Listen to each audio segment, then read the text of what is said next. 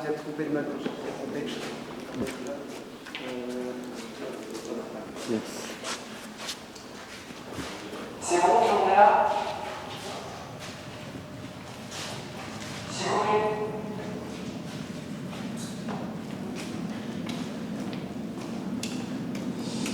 Alors, donc ici donc, vous faites comme les utilisateurs, vous arrivez donc au SK. Donc là, le départ se faisait à droite et les arrivées à gauche. Vous allez le voir quand vous allez monter dans le véhicule. Hein. Donc je veux vous inviter à vous approcher un peu.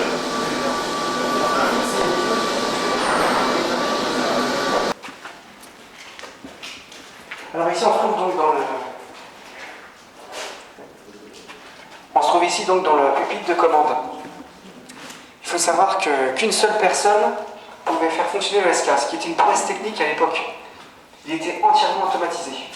Donc le desk en fait était comme ça, et les écrans étaient sur le haut. Et donc la personne regardait donc les écrans, les embarquements et débarquements des deux différentes gares et les entrées. Après une hygiène longue, elle arrête localement le véhicule. Le passation continue à fonctionner. Les portes aussi sont. Si vous avez quelque chose qui se met entre les deux, ça se déplace, ça s'arrête, ça ne peut pas fonctionner. Hein. Et donc vous avez des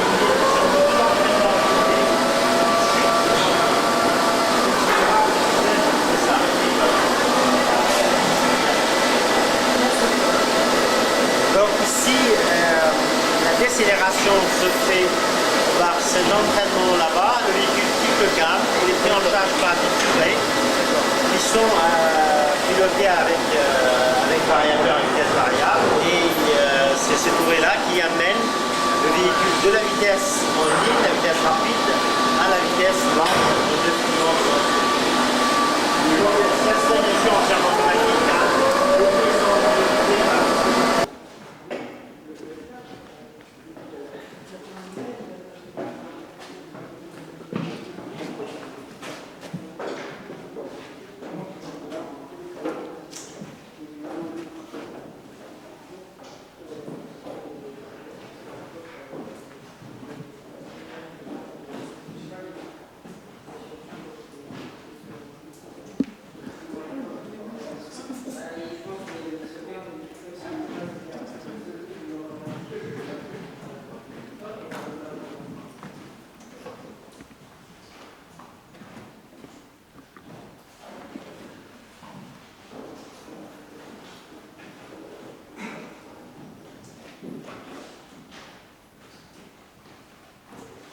Ici, nous sommes dans le stockage des cabines. Je vais attendre que tout le monde soit là.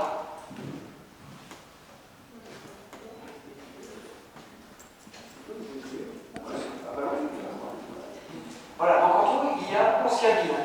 4 devant, 6 derrière, en sachant qu'au fond, à droite, vous avez le câble émanant, donc vous pouvez démonter, la soulever, voir pareil, apparemment, il y a du système. Et vous avez l'entrée en 11e qui ne pouvait pas être sur le stockage, donc elle était devant sur la pièce, et vous avez vu qui est penché. Alors, je vais peut-être la faire en 2 fois. Alors, on a un groupe Facebook qui s'appelle Escale le Cyborg. Si vous voulez, il y a toutes les informations dessus. Il y a aussi donc des vidéos qu'on a mis sur YouTube. Donc, le premier SK, le prototype, a été créé en 82. A été créé en 82. Donc, c'est celui de Cabernet qui se met en place. Et donc, c'était une machine qui avançait à 15 km/h, qui avait 150 mètres de voie et juste 2 cabines pour faire des essais. Il a marché 8 heures par jour, ça fonctionnait. Après, ça a été le SK Puissance 2000, c'est le nom commercial. Puissance 2000 à Villepinte en 86. Il a été réformé en 2008 parce qu'ils ont construit des parkings et des bureaux. Après, il y a eu Yokohama. Yokohama, c'est l'exposition universelle. Et vous pouvez voir que c'est le même cabine, sauf qu'il y a des persiennes et des vitres teintées. Donc, ça a duré 6 mois. Après, il y a eu la Puissance 4000, qui est donc la deuxième génération. Donc, c'est le SK de Noisy-le-Grand, que vous voyez ici. Et la photo a été prise dans la salle. Alors, le SK de Noisy, a fallu y avoir. Et donc, il est simple, il n'y a pas de moteur, il n'y a rien. C'est-à-dire, quand il faut le fermer, il y a un doigt qui sort sous la station comme ça, qui retient ce battant-là, et par le mouvement de véhicule, parce que le véhicule continue à marcher, donc il fait l'équivalent de ce mouvement-là. Moi, je ne vais pas mettre mon doigt ici, parce qu'il y a de la graisse. Et pour fermer, ça c'est pour ouvrir, et pour fermer c'est tout simple, on retient de l'autre côté, donc il y a un petit... Vous avez vu un peu, ça ressemble à une machine à coudre, c'est la chaîne. On a un petit bras qui pointe à un doigt, et donc on ferme, d'accord. Les leviers basculent, et il y a les mêmes choses de l'autre côté, et ça assure un verrouillage. Donc pour déverrouiller, il y a une came sur la porte qui pousse les leviers, après on retient un deux portes, donc c'est super simple. Pour gérer le SK. Il était donc prévu, il était prévu 3600 passagers par heure dans les deux sens, et la ligne est ouverte de 7h du matin à 7h, sauf le dimanche. Voilà. Bon point. On va continuer. N'hésitez pas si vous avez des questions.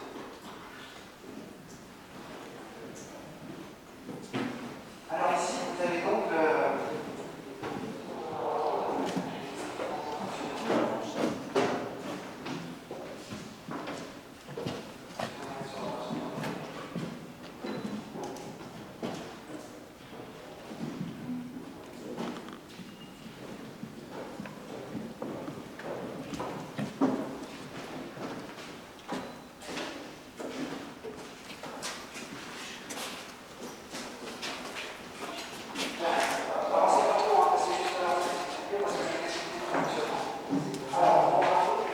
donc il y a des capteurs évidemment. Là le moteur c'est un moteur solo. Il y a plusieurs moteurs qui sont groupés ensemble.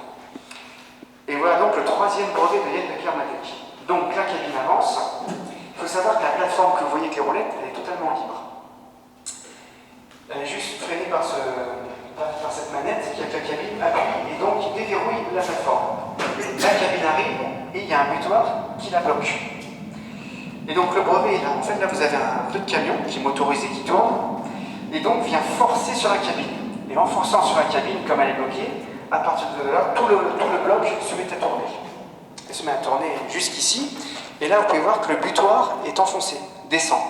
Et donc la cabine à partir de ce moment, elle est donc déverrouillée et repart.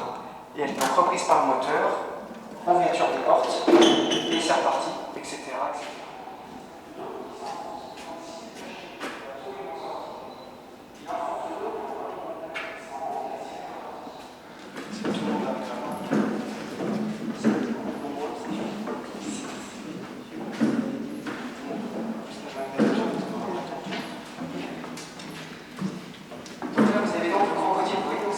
En métal, donc il y a une roulette qui vient donc dessus.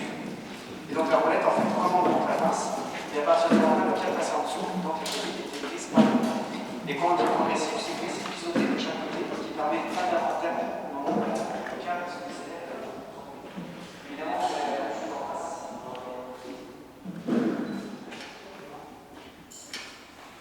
Bon, alors je vais vous montrer un petit plan. Donc là, actuellement, nous sommes au niveau du kit triangle. Le kit triangle, en fait, c'est le, je ne sais pas si vous arrivez à tout savoir, c'est le bar de la course.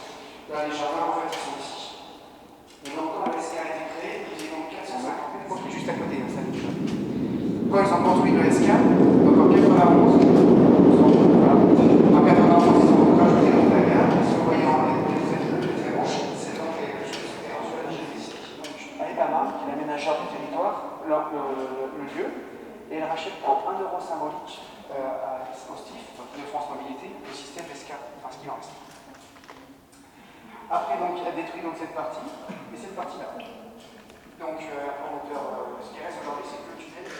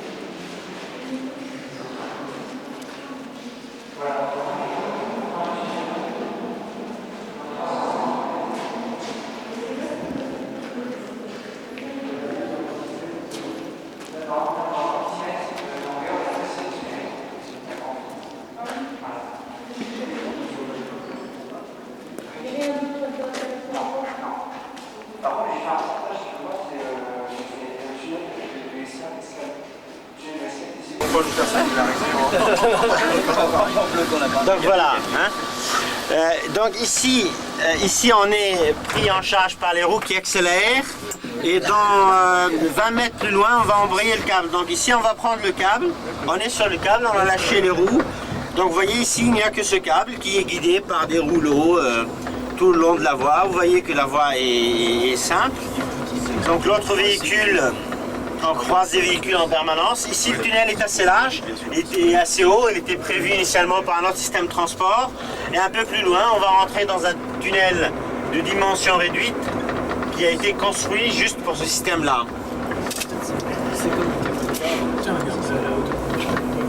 Donc les véhicules ne sont pas équipés ni d'éclairage, ni de ventilation, ni de rien, sont complètement passifs. Il n'y a aucune énergie électrique dans les véhicules. Hein. Et donc l'éclairage vient de l'extérieur.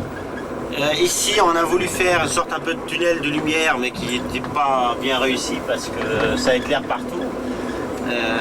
Et donc là on s'approche de nouveaux tunnels. Il y a ici une pente de quelques pourcents, je crois peut-être de 7%. Oui, quand même. Hein.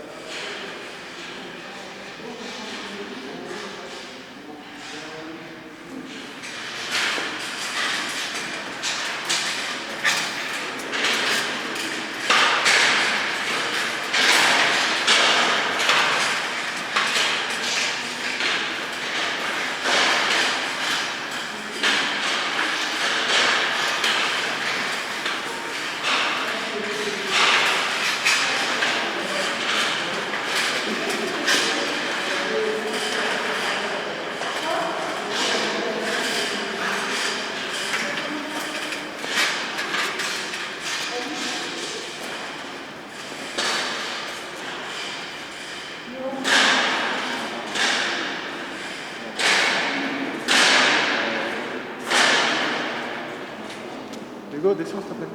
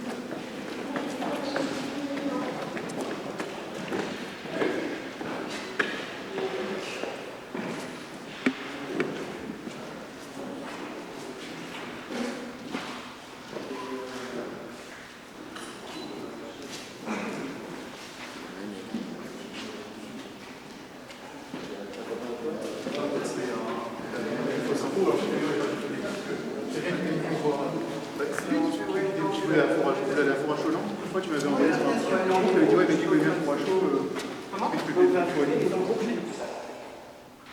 La mairie, je ne les ai pas visités, mais en gros, on pouvait rentrer à nouveau.